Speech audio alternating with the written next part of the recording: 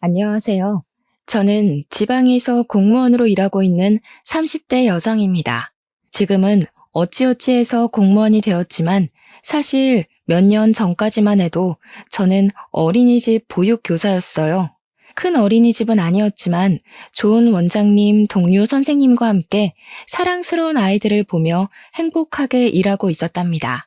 어린이집에 근무하며 너무 좋았지만 출생률이 감소해서인지 새로 입소하는 아이들이 눈에 띄게 줄었어요. 처음에는 정원을 다 채우고도 대기가 있었지만 점점 아이들이 줄더니 정원이 미달하기 시작했고 결국 운영을 할 수 없을 정도로 어려워져 어쩔 수 없이 폐원하게 되었습니다. 그 뒤 저는 새로운 직장을 찾아야만 했어요. 큰 어린이집으로 취업하여 보육교사로 일해볼까 했지만 주변의 어린이집이 하나둘씩 문을 닫는 모습을 보니 보육교사로서 일을 오래 할 수 없겠다는 생각이 들었습니다. 저는 결혼하고 출산하고도 계속 제 일을 하고 싶었거든요. 그래서 무슨 일을 할까 고민을 하던 끝에 사회복지직 공무원이 되기로 했습니다. 이전에 사회복지사 자격증을 취득해서 응시 자격이 되었고 사회복지직 공무원이 일반 공무원보다 경쟁률이 낮았거든요. 무엇보다 공무원은 제가 잘못을 저지르지 않는 이상 어린이집처럼 폐원해서 일을 관두게 되는 경우는 없어서 미래에도 좋을 것 같다는 생각이 들었습니다. 공부하는 과정은 정말 지루하고 힘들었지만 그래도 잠을 줄여가며 최선을 다했고 1년 만에 합격하는 쾌거를 이루었어요. 드디어 공무원이 된 저는 보육교사로 일할 때만큼 재밌지는 않지만 그래도 나름 소소한 행복을 느끼며 나쁘지 않게 일하고 있습니다.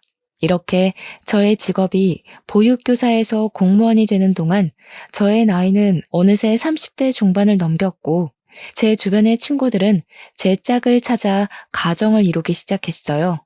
친구들을 부러워하며 저 역시 빨리 결혼해서 아이를 갖고 싶었고 이런 이야기를 제 옆자리에 있는 입사 동기에게 은연중에 많이 했던 것 같습니다. 그러던 어느 날 옆자리 동기가 아직 결혼하지 못한 학교 선배가 있는데 만나보겠냐고 했어요. 꽤 괜찮은 선배인데 대기업에서 일하느라 결혼 시기를 놓쳤다고 하며 좋은 사람 있으면 소개해달라고 했는데 순간 제가 생각이 났대요. 둘이 잘 어울릴 것 같으니 한번 만나보라고 하며 제 연락처를 넘겨주었습니다. 그날 저녁 퇴근길에 모르는 번호로 전화가 와서 받아보니 입사 동기의 학교 선배였어요. 그분의 이름은 김재민이었고 나이는 저보다 2살 많았습니다. 처음으로 하는 통화가 정말 어색할 것 같았지만 생각보다 대화가 잘 통했고 그렇게 계속 연락을 주고받다가 그 주 주말에 처음으로 만나게 되었어요. 재민 씨는 솔직히 제 이상형은 아니었지만 그래도 같이 밥 먹고 대화를 나누다 보니 점점 사람이 좋아 보였습니다. 이 지역에서 누구나 알만한 좋은 직장에 다니지만 허세도 없었고 겸손하기까지 한 재민 씨에게 호감을 느끼게 되었고 재민 씨 역시 제가 싫지는 않았는지 우리는 그날 후로 꾸준히 연락하고 계속 만남을 유지하다가 연인으로 발전하게 되었어요. 그러면서 가족에 관한 이야기도 자연스럽게 나오게 되었는데 재민 씨는 3살 어린 여동생, 5살 어린 남동생이 있었고 아버지는 어릴 때 사고로 돌아가셨다고 합니다. 한동안은 생활이 힘들었지만 지금은 어머니가 어린이집 원장 선생님, 그리고 여동생은 어머니가 운영하시는 어린이집의 보육교사로 근무하고 있고 도련님 역시 중견기업에서 일하고 있어서 이제는 제법 여유로워졌다고 해요. 재민 씨는 아버지가 계시지 않는 것이 흠이 될까봐 걱정된다길래 우리 부모님은 절대 나쁘게 생각하지 않으실 테니 그런 걱정하지 말고 일단 부모님께 정식으로 인사를 드리기로 했습니다.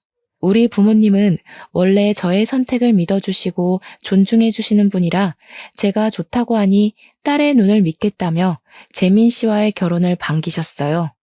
무엇보다 홍기가 지난 딸을 드디어 결혼시킨다는 생각에 아주 홀가분해 보이셨습니다. 그리고 저 역시 시댁에 인사를 드리러 가게 되었는데 시댁에 들어가니 어머니부터 남동생까지 저를 아주 환하게 반겨주셨어요. 특히 어머니는 이렇게 예쁜 처자가 아직도 결혼하지 않았냐고 하며 꼭 저를 안아주셨고, 특히 저보다 1살 어린 예비 아가씨는 오빠랑 남동생밖에 없는 자신에게 둘도 없는 언니가 생긴 것 같다며 너무 좋아했습니다. 무엇보다 제가 공무원 하기 전 보육교사로 근무한 경험이 있다고 하니 어머니께서는 아주 반가워하시고 좋아하셨어요. 그 뒤로 우리의 결혼 준비에는 가속도가 붙었고, 그 후 6개월 만에 결혼식을 올리고 정식으로 부부가 되었답니다. 남편은 결혼 후에도 저에게 여전히 잘해주었습니다. 주변 친구들의 말을 들어보면 신혼 때 피 터지게 싸운다고 하던데, 저와 남편은 신혼 때부터 지금까지 한 번도 큰 소리를 내며 싸워본 적이 없었어요. 집안일도 제가 말을 하기도 전에 알아서 다 해주고, 요리도 꽤 잘해서 주말에는 남편이 직접 음식도 만들어 주었습니다. 게다가 시어머니도 시댁에서 저에게 설거지조차 시키신 적이 없고, 주방에는 얼씬도 못하게 하셨어요. 혹시라도 주방 일을 부탁해야 할 일이 생기면 제가 아닌 남편이나 아가씨 또는 도련님을 시키셨고, 김장도 저에게 알리지 않고 시어머니 친구분들을 불러서 함께 하셨습니다. 저희 시댁은 차례나 제사도 없어서 명절 때는 거의 외식을 하거나 배달 음식을 시켜 먹었어요. 남편보다 3살 어린 아가씨 역시 저를 친언니처럼 따랐고, 우리는 종종 둘이서만 만나 맛집 탐방도 하고 같이 술도 마시곤 했습니다. 제가 친구들에게 이런 이야기를 하면 세상에 그런 남편과 시댁이 어딨냐며 아주 많이 부러워했고, 저 역시 항상 저를 배려해 주시는 시어머니와 저를 최우선으로 생각하는 남편에게 너무 고마웠어요. 그러던 어느 날 항상 과묵하고 말이 없던 도련님이 결혼하고 싶은 사람이 생겼다며 부모님께 보여드리기 전에 저와 남편에게 먼저 보여주고 싶다고 했습니다. 저는 사실 항상 말이 없는 도련님을 보며 여자를 만날 수 있겠나 싶었는데, 결혼하고 싶다고 하니 괜히 제가 다 자랑스럽고 기쁘더라고요. 그런데 도련님과 결혼할 사람, 즉 나의 예비 동서가 부모님은 어릴 적 돌아가시고 오빠가 하나 있긴 했는데, 그 오빠 역시 얼마 전 병으로 세상을 떠났다고 합니다. 그래서 가족이 없으니 말조심을 해달라고 부탁했어요. 드디어 만나기로 한 당일 우리가 먼저 레스토랑에 도착하고 이어서 도련님과 결혼할 사람이 도착했습니다. 예비 동서는 저를 보자마자 아주 반갑게 인사를 했어요. 솔직히 부모님이나 형제 자매가 없어서 어두울 줄 알았지만 제 걱정과는 다르게 정말 밝고 구김살 하나 없이 명랑했습니다. 같이 있으면 기분이 절로 좋아지는 사람이었고, 과묵하고 자신의 감정을 잘 표현하지 않는 도련님과 정반대의 성격이었지만 무뚝뚝한 도련님을 웃게 만드는 재주가 있었어요. 대화를 나누다가 예비 동서의 직업을 알게 되었는데, 현재 다른 지역에서 보육교사로 근무하고 있다길래 아가씨도 보육교사이고 시어머니는 아가씨가 근무하는 어린이집의 원장 선생님이라고 했습니다. 이 이야기를 하니 예비 동서는 표정이 굳었고 걱정하는 듯 했어요. 저는 예비 동서에게 우리 시어머니와 아가씨 둘 다 엄청 좋은 분들이고 무엇보다 같은 보육교사이니 아주 좋아하실 것이라고 하며 걱정하지 말라고 했으나, 예비 동서의 표정은 쉽사리 펴지지 않았습니다. 저도 결혼 전에 시댁과 시누이에 대한 걱정이 컸던 터라 예비 동서가 걱정하는 마음이 이해가 갔고, 이런 예비 동서를 보니 뭔가 동지가 생긴 듯한 기분이 들었어요. 그래서 이렇게 알게 된 것도 인연이니 앞으로 연락을 종종 주고받자고 하며 서로의 전화번호를 교환했습니다. 그날 저녁, 원래는 시어머니가 집에 오라는 말씀을 하시지 않는데 남편에게 잠깐 집에 좀 와달라고 하셨어요. 무슨 일인가 하고 가보니 오늘 도련님 결혼할 상대를 만났다고 하던데 어떠냐고 물어보시더라고요. 저는 예비 동서가 도련님과 너무 잘 어울리고 밝고 좋은 사람이고 보육교사라서 시어머니와 아가씨 역시 예비 동서를 엄청 좋아하실 것이라고 말씀드렸습니다. 부모님이 두 분 다 돌아가셨다는 말을 하려고 했으나 이 얘기는 좋은 이야기도 아니고 도련님이 당연히 진작 말을 했다고 생각되어 따로 말씀드리지는 않았어요. 시어머니는 저의 이야기를 들으며 아주 많이 흡족해 하셨습니다. 그리고 다음 주가 되었어요. 주말 저녁 집에서 쉬고 있는데 도련님이 남편에게 전화했습니다. 남편이 도련님과 심각하게 통화를 하길래 무슨 내용인지 들어보니 예비동서를 데리고 집에 갔는데 시어머니와 아가씨가 예비동서에게 화를 많이 냈다고 해요. 알고 보니 예전에 시어머니가 운영하는 어린이집에서 예비동서가 근무했던 적이 있었어요. 그때 예비동서는 아가씨를 비롯한 다른 보육교사들과 갈등이 많았고 결국 시어머니가 운영하는 어린이집에서 쫓기듯 나갔다고 합니다. 시어머니와 아가씨는 어린이집에서 얼마나 여우짓을 하고 편가르기를 하고 다녔는지 모른다고 하고 어떻게 성격도 좋지 않은 데다가 부모 형제도 없는 여자를 골라왔냐고 했대요. 하지만 도련님은 과거에는 그랬을지 몰라도 지금은 어린이집에서는 인정받으며 잘 지내고 있다고 했더니 시어머니는 그래도 고아라서 절대 안 된다고 하셨다는 겁니다. 그러나 도련님은 예비동서를 너무 사랑했고 결혼하지 않으면 죽을 것 같다고까지 이야기했어요. 도련님의 안타까운 사연에 저와 남편은 시댁에 가서 시어머니를 설득하기로 했습니다. 잠깐 보기는 했지만 예비동서가 여우짓을 하고 편가르기를 할 만큼 나쁜 사람처럼 보이지는 않았거든요. 오히려 힘든 집안 형편에서도 정말 밝았고 씩씩해 보였고 도련님과 너무 잘 어울렸어요. 또한 저 역시 어린이집에 처음으로 취업했을 때 다른 보육교사들과 트러블이 많이 있었고 그로 인해 정말 죽을 만큼 힘들어봤기에 지금 시어머니가 생각하시는 예비동서의 모습은 성격상의 문제보다는 사회초년생의 흔한 실수라고 생각했습니다. 저는 시댁에 가자마자 시어머니께 저의 지난 과거를 이야기하며 도련님이 저리 원하시는데 예비동서를 받아주시면 어떠냐고 했어요. 생각보다 시어머니와 아가씨는 완강했고 그리 반대하는 가장 큰 이유 중 하나가 바로 부모가 없다는 이유 때문이었습니다. 부모님이 돌아가신 게 재수 씨의 잘못은 아니잖아. 그리고 그렇게 따지고 들면 우리 집 역시 당당할 것 없지, 안 그래? 뭐가 당당할 게 없어? 우리 집 어디가 어때서? 우리 집도 아버지 안 계시잖아. 나중에 정혜가 결혼한다고 남자 데려왔는데 그 집에서 아버지 계시지 않는다고 반대할 수도 있는 거 아니야? 그리고 무엇보다 엄마는 어린 아이들을 돌보는 선생님인데 그런 사람이 부모 없다는 이유로 결혼을 반대한다는 게 말이 돼? 그래도 부모 없이 자란 사람을 우리 집 며느리로 들일 수는 없어. 게다가 예전에 우리 어린이집에서 근무할 때 얼마나 뒷말이 많았다고. 절대 안 돼. 뭐가 얼만큼 뒷말이 많았는데 어린이집에 무리를 일으킬 정도였어? 그 정도는 아니었잖아. 그리고 그때는 그렇다 쳐도 지금은 아니잖아. 솔직히 그렇게 과거 하나하나 따지면 정의 죄도 만만치 않아. 아무 곳에도 시집 못 간다고. 남편의 말에 시어머니는 아무 말도 못했고 시어머니는 일단 가라고 하셨습니다. 시어머니는 제가 갈 때마다 항상 웃으시며 잘 대해주셨는데 이런 모습을 처음 봐서 당황스러웠어요. 일단 이날은 시간이 늦어서 우리는 바로 집으로 왔습니다. 2주일 정도 후 시어머니한테 전화가 왔는데 울고 계셨어요. 무슨 일이냐고 했더니 도련님이 밥도 잘 못 먹고 잠도 잘 못 자더니 결국 쓰러져서 응급실에 왔다고 합니다. 저와 남편은 깜짝 놀라 바로 병원으로 달려갔어요. 시어머니는 응급실까지 실려온 도련님을 보더니 이러다가 우리 재호 죽겠다고 하며 어쩔 수 없이 결혼을 허락했습니다. 도련님이 몸이 회복되자 바로 결혼 준비를 했어요. 예비동서는 가족이 없어서 상견례도 할 필요 없었고 바로 식장을 예약하고 웨딩 사진을 찍었습니다.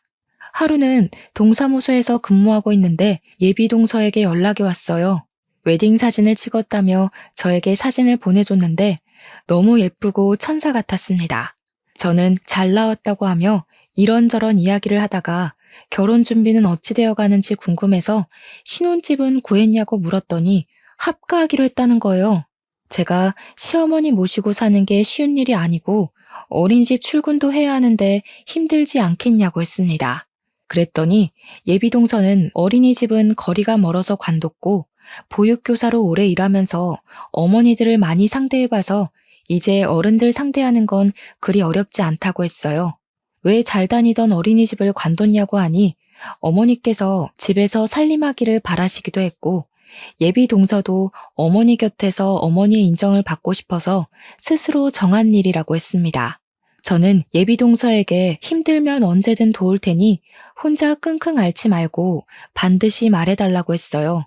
그렇게 시간이 흘러 도련님의 결혼식 날이 되었습니다.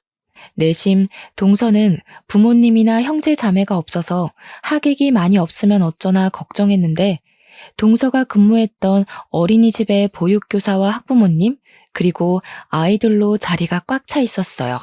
심지어 어린이집 아이들이 동서의 결혼을 축하하며 깜찍한 노래와 율동을 하는데 그 모습을 보니 동서가 그동안 어린이집에서 아이들과 학부모님, 같이 일하는 동료 교사에게 아주 잘해왔다는 것을 알 수 있었습니다.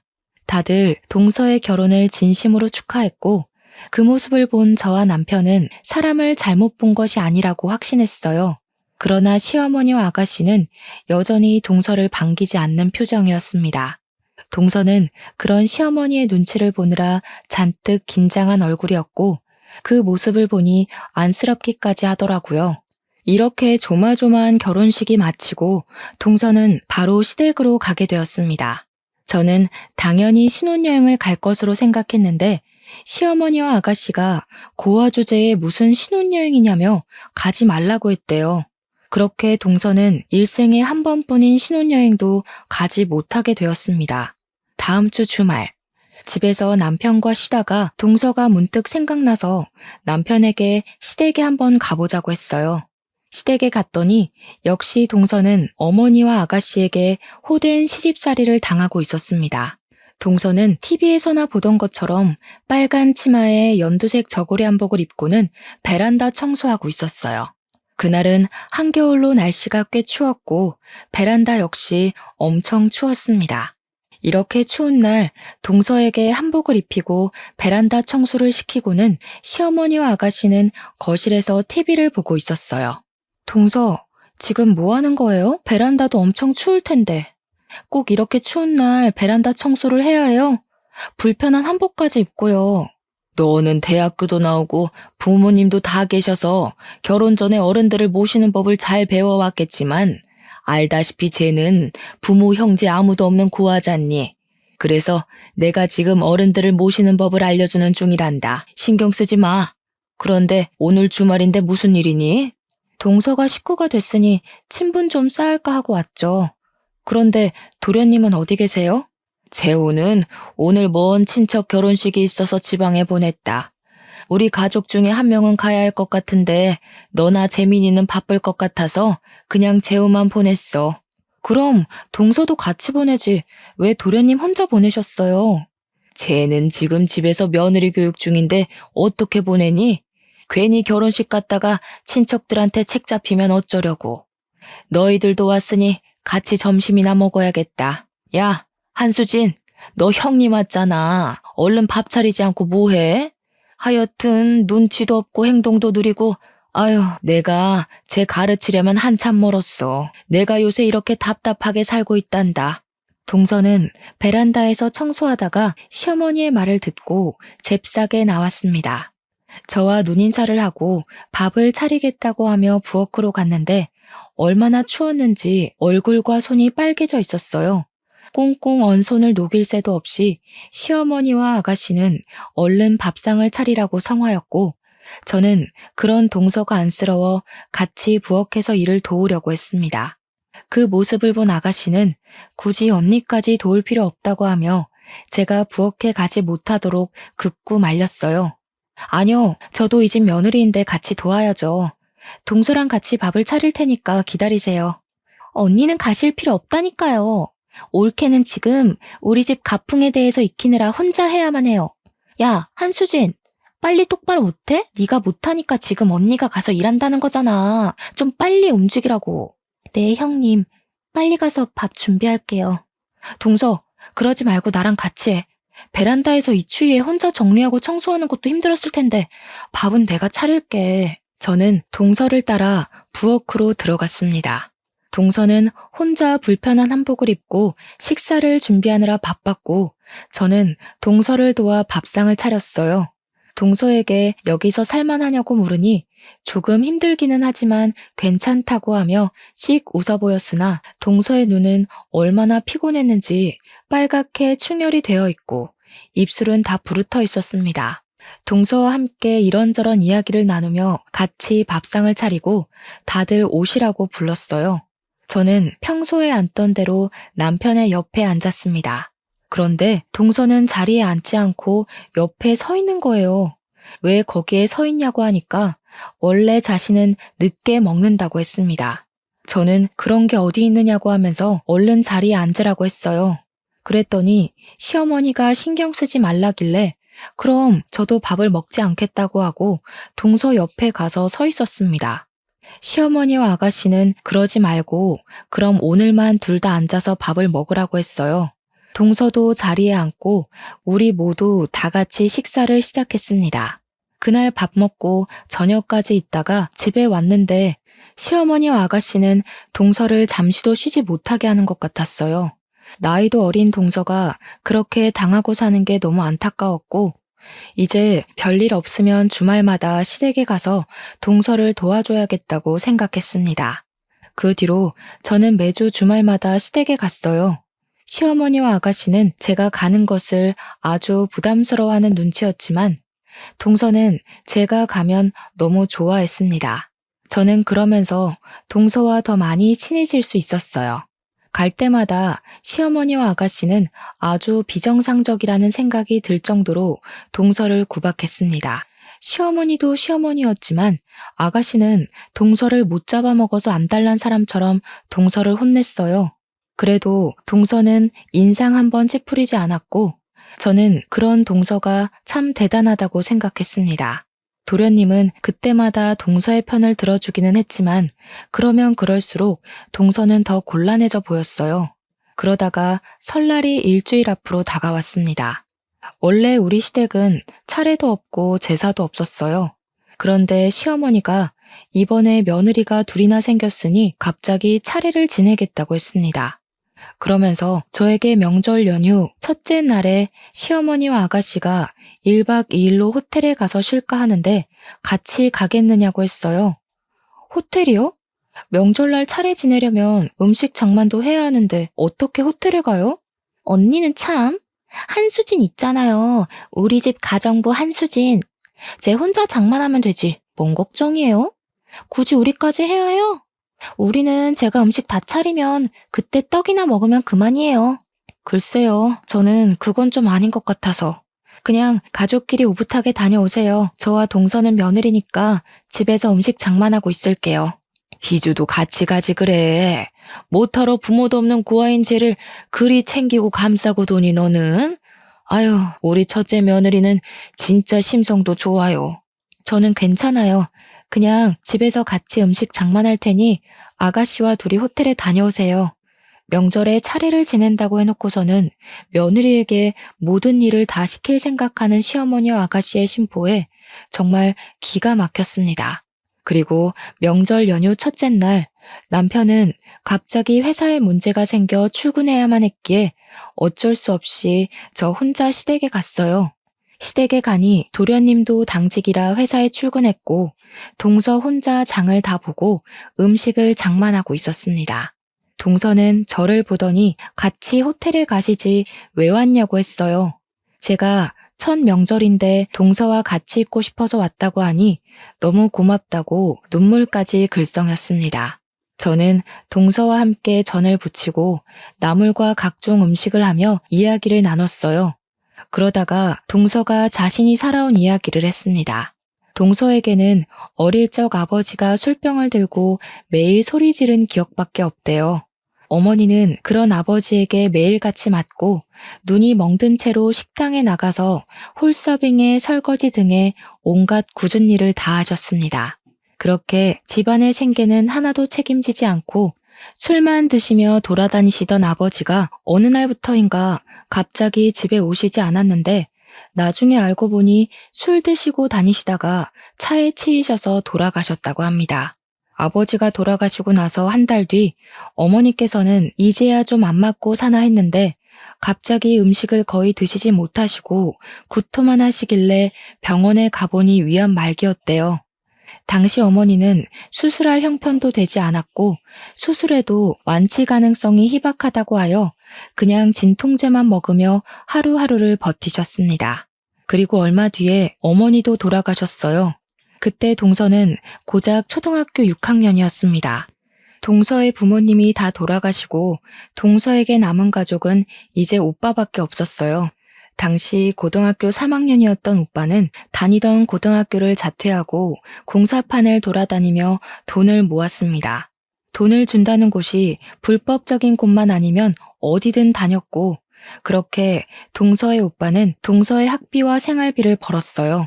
그런데 동서가 고등학생 2학년 때 소위 일진이라고 불리는 아이들과 친구가 되었고, 그 친구들과 어울리며 동서는 클럽과 술집을 다니기 시작했습니다.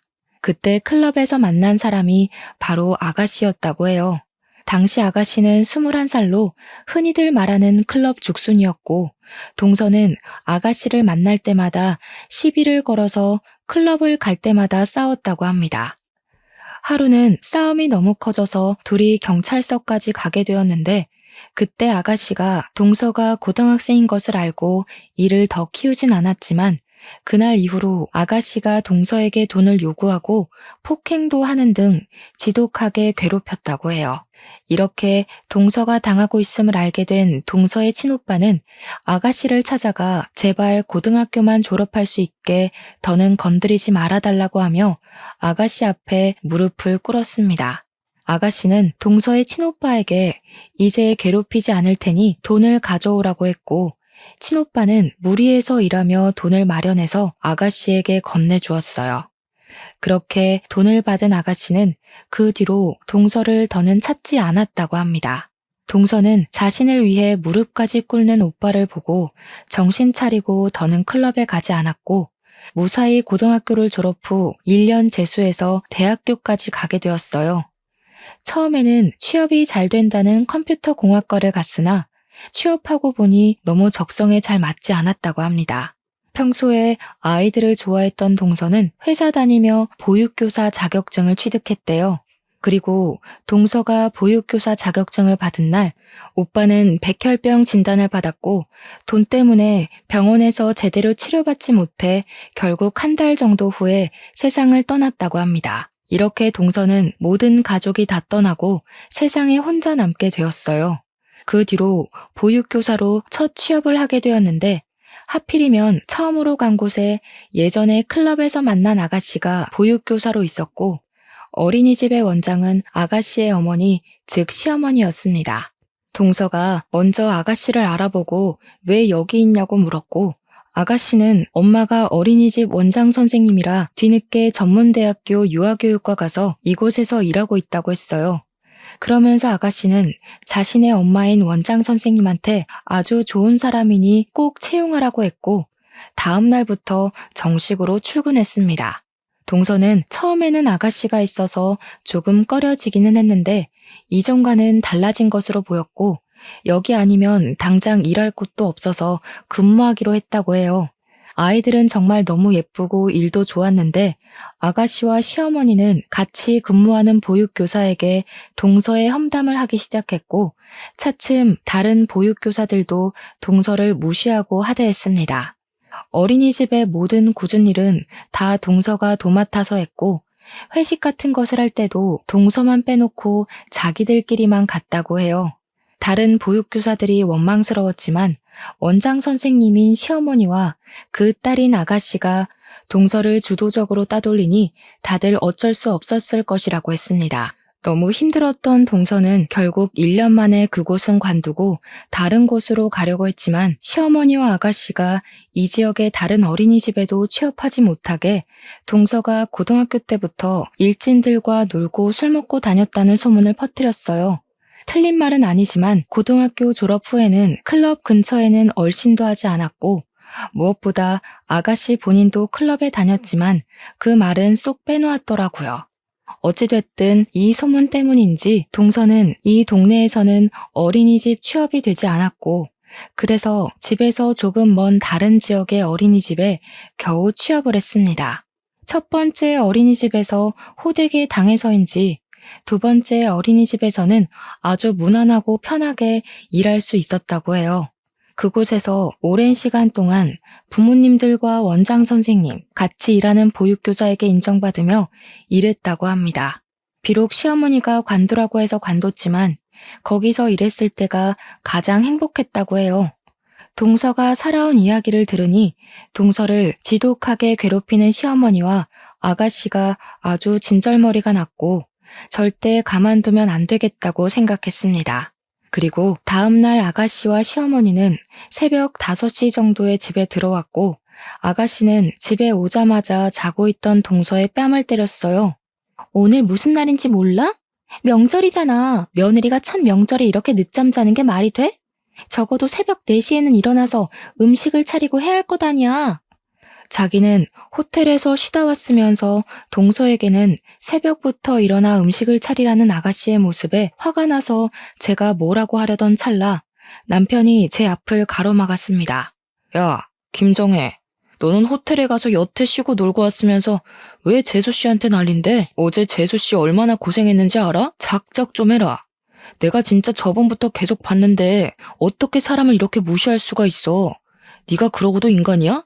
너는 지금 사내 자식이 여자들끼리의 문제에 끼어드니? 너는 가만히 있어. 알지도 못하면서. 엄마도 그러는 거 아니야. 제가 저렇게 정신없이 설치고 다니면 엄마라도 말렸어야지. 엄마는 어른이 돼서 제가 저러는 걸 어떻게 가만히 두고 봐? 진짜 둘 다 너무하네. 그리고 재호 너도 정신 똑바로 차려.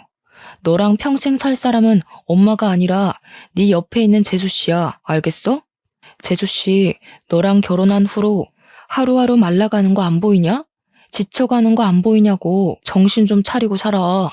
남편은 제가 하고 싶었던 이야기를 속 시원하게 다 해주었고 동서는 남편의 말에 눈물을 흘리기 시작했어요. 어머니가 그동안 저한테는 잘해주셨지만 동서는 고아 출신이라는 이유로 항상 무시하셨죠. 그리고 부당한 시집살이까지 시키시고요. 그거는 얘가 젊은 시절에 클럽에 다녔다고 해서 혹시 결혼하고 나서도 그럴까봐 일부러 엄하게 한 거야. 얘가 고등학교 때부터 술, 담배하고 클럽에서 살며 이 남자 저 남자를 만나고 다녔단다.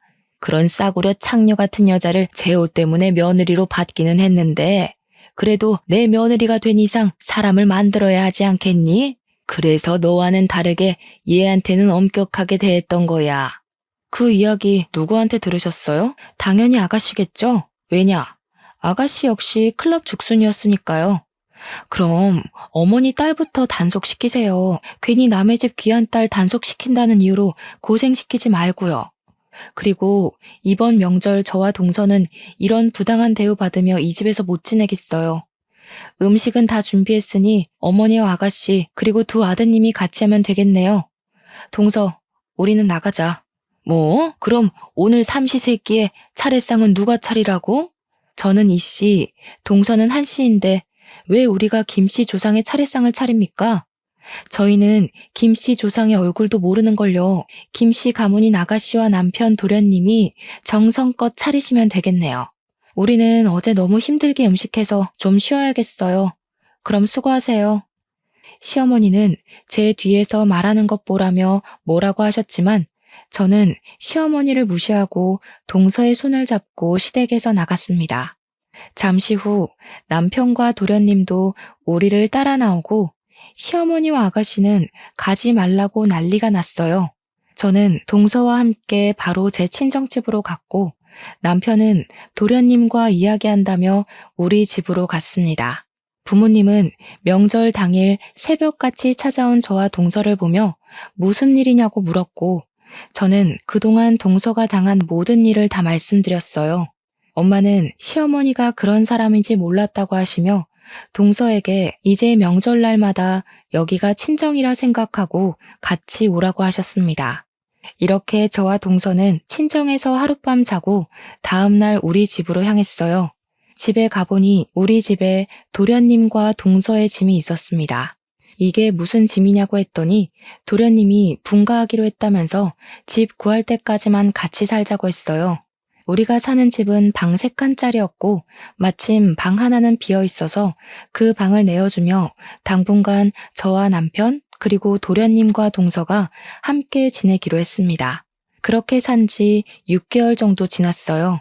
사실 도련님과 동서는 빨리 나가려고 했으나 도련님의 회사와 우리 집이 가깝기도 했고 넷이 같이 있는 시간이 너무 좋아서 나가려는 것을 붙잡았습니다.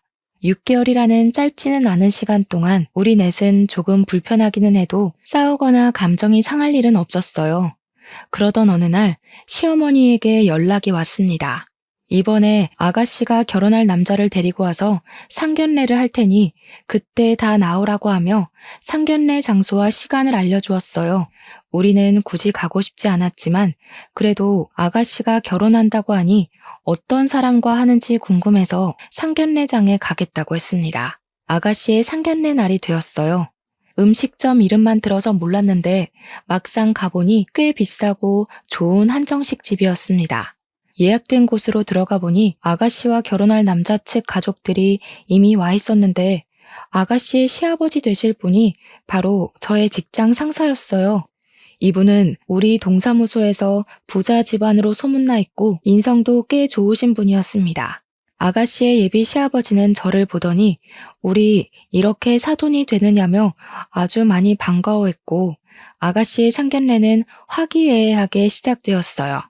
한창 이야기를 주고받다가 아가씨의 예비 시아버지가 저에게 아가씨는 집에서 어떠냐고 물어보셨습니다. 아가씨요? 집에서 저한테 아주 잘 대해주세요. 인성도 좋고 말도 재밌게 잘하고 아주 좋은 사람이에요. 그런데 제 동서한테는 참 까칠하더라고요. 왜 그런가 하고 봤더니 동서가 부모님이 계시지 않고 젊었을 때 클럽에 다녔다는 이유로 그리 구박을 해대더라고요. 저는 다행히 부모님 2분 다 살아계시지만 제가 동서처럼 아버지가 계시지 않거나 2분 다 안 계셨다면 아마 저도 같은 취급 당했겠죠? 그리고 아가씨 역시 20대 때 열심히 클럽에 다니셨던데 아가씨는 젊을 때 클럽에 다녀도 되지만 우리 동서는 클럽에 다니면 안 됐었나 봐요.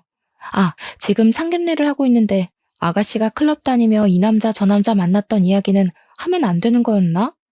젊을 때야 뭐 다 그러죠. 다 이해하시죠? 아, 그리고 우리 아가씨는 정말 어른 공경을 잘해요. 저번 설 때는 동서가 새벽 5시에 잠자고 있었다고 아가씨가 동서의 뺨을 때리더라고요. 며느리가 첫 명절에 늦잠 잤다면서요. 저도 사실 그때 정신없이 자고 있었는데 잠이 확 깨더라고요. 아마 아가씨 결혼하면 시댁에 엄청 잘할 겁니다. 며느리 노릇 톡톡히 할 거예요. 우리 희주 지금 무슨 소리를 하는 거니? 우리 정혜가 뭘 어쨌다고 말이야. 사돈 다 장난인 거 아시죠? 우리 딸은 클럽에 다녀본 적이 없어요. 얼마나 얌전하게만 살아왔는데요. 걱정 하나도 하지 마세요. 제가 우리 정혜를 얼마나 곱게 키웠는데요. 시어머니는 저의 폭탄 발언에 뒤늦게 뒷수습을 하려고 했지만 이미 아가씨의 예비 시부모님들은 표정이 굳어 있었고 상견례장 분위기는 얼음판처럼 싸해졌습니다. 바로 상견례는 마무리되었고 아가씨의 예비 남편 가족들이 나가자마자 시어머니와 아가씨는 제 머리채를 붙잡았어요. 너 미쳤냐? 그래도 공무원이라고 오냐오냐 해줬더니만 이게 아주 하늘 끝까지 기어오르려고 하네. 이게 지금 얼마짜리 판인데 네가 끼어들어? 이러다가 우리 정혜 결혼 못하면 어찌할 거야? 저 집이 어떤 집인 줄이나 알아? 언니는 그냥 조용히 입이나 닥치고 있을 것이지. 왜 눈치 없이 주둥이를 나불거려서 내 앞길을 막아요? 진짜 제정신 아니네. 한수진 전현이랑 어울리더니 이제 정신줄 나버렸어요? 시어머니와 아가씨는 나가자마자 저를 죽일 듯한 눈빛으로 저에게 욕설을 퍼부었습니다. 그때 나갔던 아가씨의 예비 남편과 예비 시부모님이 다시 들어왔어요. 아가씨의 예비 시어머니가 핸드폰을 테이블에 두고 가서 찾으러 온 것이었습니다. 이로 인해 아가씨의 예비 남편은 아가씨가 욕설하고 제 머리채를 붙잡은 모습을 다 보게 되었어요. 또 원래 인성이 있던 사람이었구나. 그동안 내 앞에서 착한 척하느라 정말 힘들었겠네. 고생 아주 많았어. 이제 네 맘대로 하고 살아. 나는 이렇게 이중인격자인 너랑 결혼은 못하겠다. 무슨 소리야. 우리 서로 너무 사랑했잖아. 그런 소리 하지 마. 너가 너희 올케 부모님 계시지 않다고 그렇게 무시했다면서? 나 역시 아버지가 계시지 않는 너와 결혼 못하겠어. 결혼식을 하는데 장인 장모가 함께 있어야지. 혼주석에 장모 혼자 앉아 있으면 그림이 웃기지 않겠어? 나는 그런 반쪽짜리 집안이랑 결혼 못하겠다. 아버지, 어머니도 저와 생각이 같으시죠? 아가씨의 예비 시부모님은 아가씨의 얼굴을 보며 혀를 끌끌 차시며 나가셨고, 그렇게 아가씨는 파혼하게 되었습니다. 그 뒤로 아가씨는 저 때문에 파혼하게 됐다며 저를 때리고 제 머리채를 잡아 흔들었고, 결국 직원의 제지로 식당에서 쫓겨났어요. 저와 남편 그리고 동선의 부부 역시 식당에서 나와 우리 집으로 가서 넷이 세상에서 가장 통쾌하고 시원한 맥주를 마셨습니다. 그리고 그날 이후 저와 동선은 물론이고 남편과 도련님도 시어머니 아가씨와 연락을 끊고 살았어요. 그 뒤로 동선의 부부는 이제 더는 얹혀 살 수 없다며 우리 집 근처로 이사했고 우리는 여전히 서로의 집으로 가며 허물없이 지내고 있습니다. 그리고 시어머니와 아가씨는 상견례 날 식당에서 제 머리채를 잡은 동영상이 지역 맘카페에 퍼지면서 모든 신상이 털렸고 현재 시어머니가 운영하는 어린이집 엄마들 사이에도 소문이 나서 이런 선생 밑에서 아이들이 무엇을 배우겠냐며 다들 퇴소했어요. 아이들이 없으니 더는 운영이 되지 않았고 시어머니의 어린이집은 폐원하게 되었다고 합니다. 당장 밥줄이 끊겨서 힘들어진 시어머니와 아가씨는 결국 집을 팔고 아직 집을 구하지 못해 모텔에서 지내고 있다고 해요. 그리고 동서는 다시 보육교사로 취업해서 동서가 사랑하는 아이들을 보며 아주 행복하게 일하고 있어요. 물론 다른 보육교사들과 언니 동생하며 아주 잘 지내고 있답니다. 지금까지 힘들게 살았지만 주변 사람들에게 싹싹하고 밝게 지내는 동서를 통해 저는 많은 것들을 보고 배워요. 저보다 나이는 어리지만 배울 것이 많아 인생 선배 같은 동서를 만나서 너무 요새는 행복하답니다.